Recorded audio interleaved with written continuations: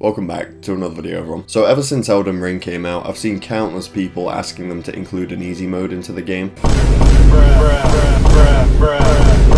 What most people don't know is that pretty much every FromSoft game already has an easy mode. They haven't got a traditional difficulty selection screen, but your actions in game determine what difficulty you play on. So I'm going to show you how you can beat these games on easy mode for anyone that needs a bit of help. Starting things off with Dark Souls. I'd recommend playing the warrior class because it starts off with more strength and dex, which is needed for a certain weapon that will make life a lot easier. Make sure you pick Master Key as your starting gift. It's the most useful thing here and we'll need to use it multiple times. There isn't much to say about the beginning area. Go through it, kill the tutorial boss, open the door, pick up the sneaky hidden soul to the left, and then go to Firelink Shrine. Pick up the humanity on this well and then level up at the bonfire. Like I said, there's a weapon we're going to get that requires 32 strength and 18 dex, so level those first. Next we're going to be going downstairs to use the elevator. Make sure you grab the soul in the corner, can be easily missed. From there go up the other set of stairs and open this door with the Master Key. All you have to do at this bit is follow the path, but don't pick up these items, except for this one. This one's fine, otherwise you'll wake up the dragon. And you can wake up the dragon if you want, but I'm personally choosing not to do that. You can run past the two enemies up ahead, just make sure you're blocking when running past the first Drake. If you're unlucky, the lightning might hit you, so keep your shield up, otherwise it will kill you. Run up this hill, get on the lift, and then use all of the humanity in your inventory because it increases item discovery. Now there's going to be a Black Knight at the end of this tunnel and he drops one of the best weapons in the entire game. You can just continuously backstab him and depending on where you're positioned he might even fall off the edge. When he dies you should get the Black Knight halberd.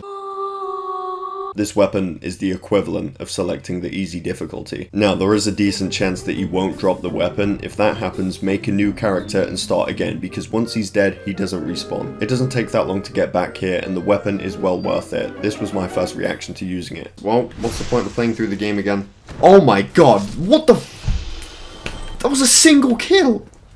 I've just been going through Sense Fortress doing freaking like 20 backstabs with the longsword +2 and this just comes in and single hands it. If you did grab it on your first attempt, consider yourself lucky because it took me 4 tries. A bit further down the path you'll find the Grass Crest shield. Now we have an overpowered weapon that we can't use yet and a good shield that speeds up stamina regen. Go back to Firelink Shrine, make your way through the Undead Berg to the first boss, pick up all the items along the way obviously including the black fire bombs. Make sure you kill the crystal lizard hiding in this barrel before the fog door.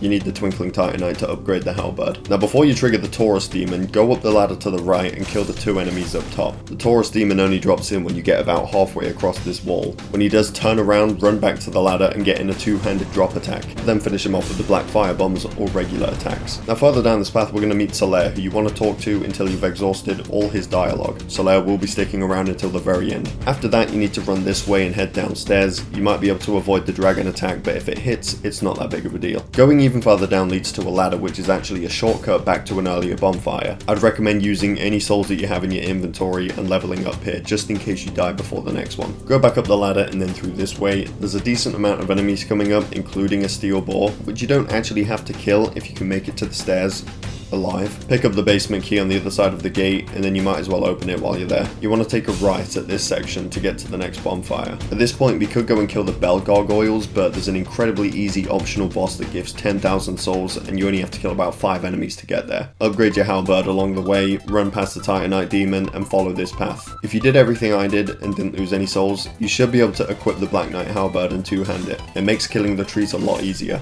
There's a secret bonfire behind this wall which is worth resting at so you can reverse hollow because it's a pretty good summon for the upcoming boss. And if you didn't know, you can only summon if you're in human form. There's a crap load of enemies in this area, but you don't need to fight any of them if you stick to the left hand side and go around. There's just one stone knight blocking the entrance, but if you're 2-handing the halberd, it'll take him out in 2 hits. You can probably see why this weapon would have saved me hours on my first playthrough. Through this door is the summon sign for Witch Beatrice. If you're lucky, she'll blast the moonlight butterfly and kill it within a few seconds. Other times she'll have no idea what she's doing. If that happens, just wait until it lands and bash it with the halberd. On top of the building you find the watchtower basement key, a divine ember and the homeward bone, which you might as well use now to get back to the bonfire. Now it's time for the bell gargoyles. You'll encounter a big knight who's actually guarding a firekeeper soul, which is what you need to level up flasks, so make sure you pick that up. This elevator is a shortcut back to Firelink Shrine, so activate that and you might as well reinforce your flask while you're at it. Go back up, kill the horde of enemies, free Night Lord Trek from the cell. We'll kick it with him later. Once you make it to the boss door, you have the option to summon Solaire. Later on I found out that it's not actually actually necessary to complete his quest, but he's still helpful in the boss fight anyway. As soon as you ring the first bell, go back to Firelink Shrine and level up. You'll notice that the character that you saved earlier from the cell is sitting down near the Firekeeper.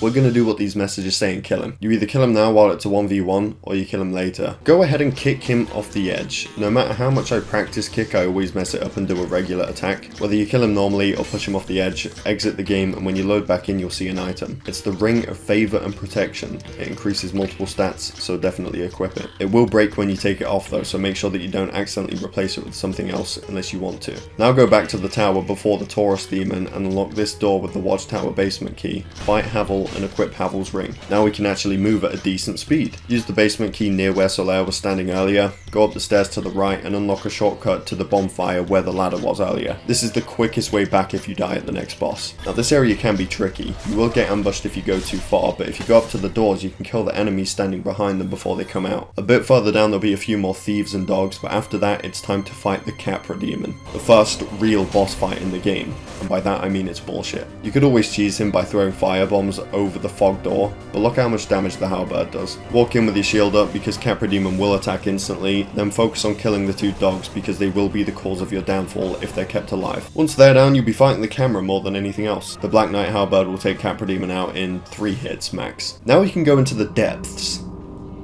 The depths.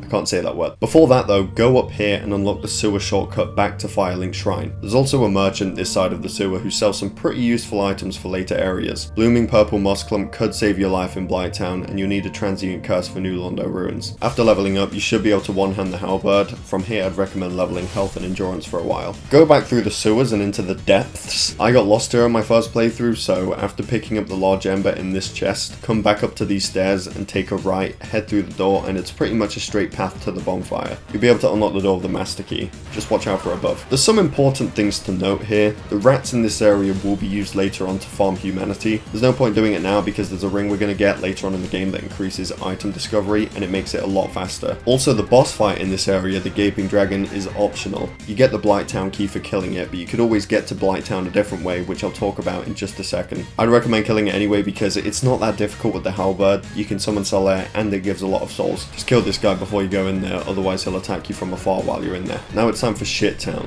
Even the Black Knight halberd can't save you from this miserable place. I'll show you 2 ways of getting through this area, the second method being the best because you get to avoid most of it. So you can go through the main entrance after beating the Gaping Dragon. Try and avoid getting poisoned on your way to the first bonfire. From here it's about getting to the bottom of Blighttown.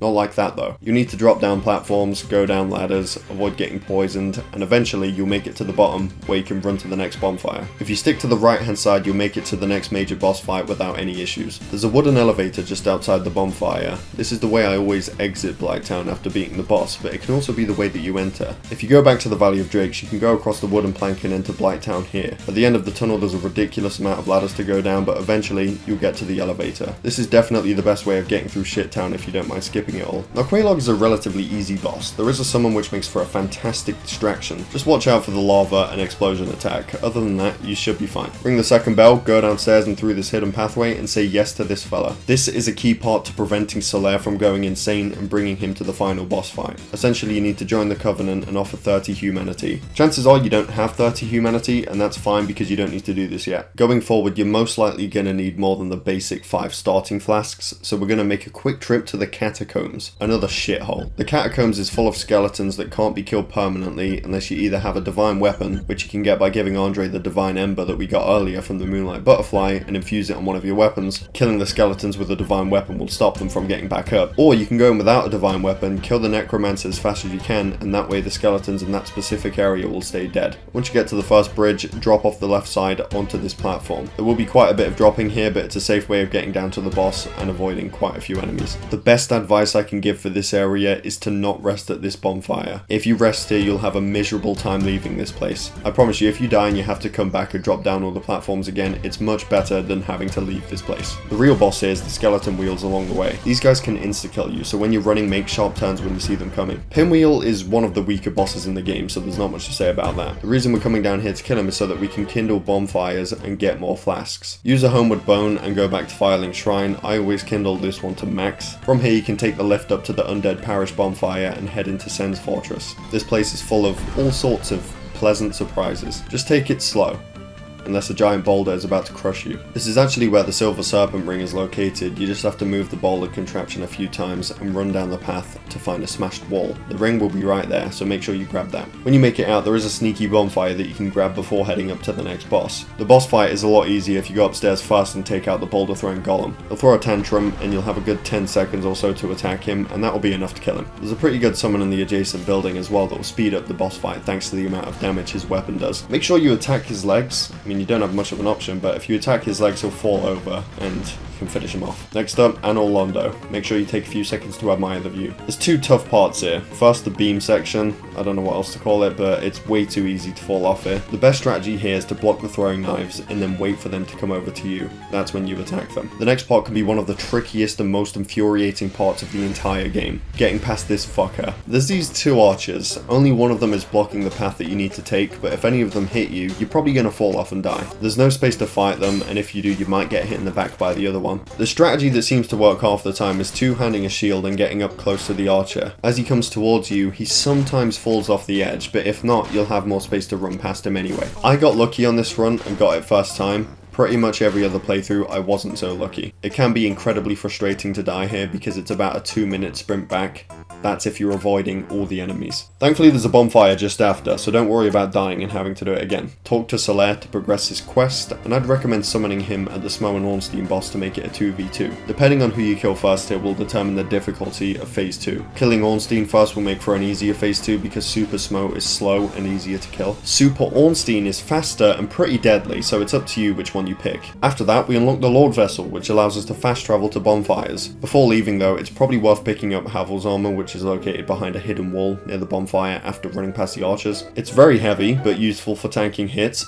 4 kings. Also, if you want a quick Firekeeper soul, you can kill the character standing next to the bonfire, but you won't be able to use the bonfire afterwards. So if you're going to do that, do it after you've beaten Smo and Ornstein. Now to move on to the next major areas of the game, you have to place the Lord Vessel and side with either Kingseeker Frempt or Darkstalker Karth. I went with Frempt because I normally go with Karth. Picking Karth does require some extra steps as well. You find him in the Abyss after beating the 4 kings, which requires you to beat Sif, so you can get the ring that allows you to traverse the Abyss. So if you want to side with Karth, you're going to have to do this part first. When you place the Lord Vessel, you'll see a couple fog doors open up. Now you can go to any of these locations in whatever order you want. I always go to the Demon Ruins first. Warp to the Daughter of Chaos bonfire and offer 30 humanity. Now if you don't have 30, walk back to the depths and farm the rats for a bit with the Gold Serpent Ring. To drain the lava in the Demon Ruins, you have to kill Ceaseless Discharge. It's a fairly easy fight when you realise you can stand back here and dodge his swing attack continuously. Then you have a good 5 seconds or so to attack. When the lava's drained, you'll notice that the Capra Demon has all of a sudden became a common enemy. I thought this part was hilarious because there's just like a bunch of them standing, doing nothing.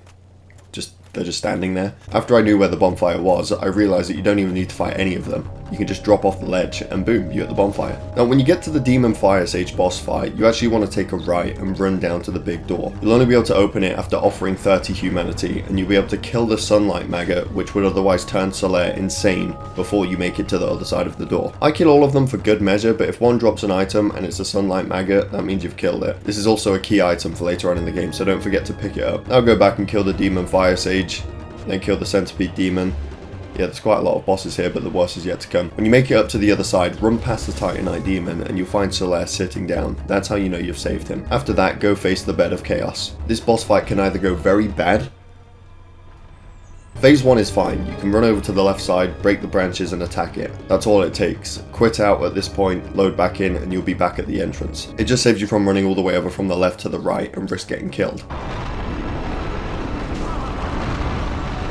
Didn't work out for me. This phase is a bit tougher, but if you two-hand a shield, you should be able to block its physical attacks. Just stay clear of the hole. Quit out after phase 2 and head straight towards the middle for phase 3. The goal here is to land on the path underneath the platform. Chances are you're going to die a few times here, and you'll have to endure a 2-minute run to have another attempt. Once you make it onto the platform, try and end the fight as quickly as possible because it can kill you while you're up here. From here I usually warp to the Undead Parish and buy the Crest of Artorias for 20,000 souls. That allows you to open up the big door next to the hidden bonfire that we went to for the Moonlight Butterfly. As you're going through the forest, say hi to the little mushroom friends, make your way over to Sif, and try your best to forgive yourself for killing him. This is probably the worst boss fight in the game, not because it's bad, but because they're forcing me to kill Sith. With the Covenant of Artorias, you can now traverse the Abyss. To get there, take the elevator down in Firelink Shrine and move on to New Londo Ruins. Bring a transient curse or two because you will be fighting ghosts, and the only way to kill them is by using a transient curse. Be wary of this room as well, it's an ambush. There's no bonfire in New Londo, so don't bother looking for one, you just have to run back from Firelink Shrine if you die. Once you've finished up that area, collect the Firekeeper soul after draining the water. It's near the entrance where the first ghost enemies popped up. You will get ambushed here as well. Make sure you equip the Covenant of Artorias before dropping into the Abyss. Again, there's no bonfire,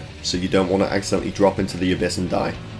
I'm speaking from experience. The boss fight begins automatically, and you want to try and take the boss out as fast as possible before the next one spawns in, otherwise it can become quite tricky trying to fight more than one at a time. Don't be fooled by the name either, there's definitely more than 4 of them, or at least they appear more than 4 times throughout the duration of the boss fight. If you haven't sided with Frampt yet, this is where you can side with Koth. When you're ready, warp to Anor Londo and go to the Duke's Archives. This is a really cool area with some dangerous enemies, moving platforms, and these. You'll eventually find yourself in Crystal Cave where you can fight Seath. Also, if you need more Twinkling Titanite, these clam enemies are a good way of farming it. Now, Seath is quite easy if you follow one of his tails because he'll keep reusing the same attack, and as long as you're close to him, it won't touch you. Just make sure that you destroy the crystal first, otherwise he'll be immortal and you won't do any damage. I saved Tomb of the Giants until last just simply because it's the Tomb of the Giants. You're gonna need to equip the Sunlight Maggot that you got when saving Solaire because it's way too dog to go on without it. This place is crawling with giant skeletons, pits of giant skeletons, dog skeletons, skeleton archers, patches. The best way to find the bonfire here is to drop off the ledges to the right hand side and slide down. The bonfire is just over here down a ladder. You'll be fighting Gravelord Nito at the end of this area. A bunch of skeletons attack you while you're in there, and honestly I would ignore them and focus on Nito. The skeletons die when he does his explosion attack, so it's best to leave them alone and just attack Nito instead. Once you're done, level up, upgrade your weapon, and offer the souls to the Lord Vessel. Before you go up against Gwyn, make sure you've explored any optional areas that you want to visit, because once you beat Gwyn, it throws you back at the beginning of the game. You keep all of your weapons, armor, levels and all that, but you'll have to do everything again. So do the optional areas, bosses and DLC, it's all worth it. When you're ready, summon Solaire if you can't parry and fight Gwyn. On my first playthrough, Solaire didn't make it this far, so I had to fight Gwyn solo and learn how to parry specifically for this fight, and it took quite a while. He's not that difficult to parry. I'm just shit at parrying. When Gwyn is defeated, pick an ending, and that's Dark Souls on easy mode. All that was achieved in just under 7 hours. Now, like I said, there's a lot more to this game than what I did in this video. I've played it multiple times, so I'm not too bothered about doing everything in every single run. But if this is your first time playing, check out some of the other areas and play the DLC. I know I didn't give a full guide on how to progress every single area, but not only would that take forever, and there's already a bunch of individual videos out there that go over that, but you want to explore the areas on your own first. Anyway, I could have stopped this video after getting the Black Knight Halberd. That alone makes this game a lot less difficult. That being said, thank you for watching. Hope you all enjoyed. Definitely subscribe if you're new here. And I think in the future, the next easy mode video that I'll do will be on Elden Ring. Thanks for watching, and I'll see you all in my next video.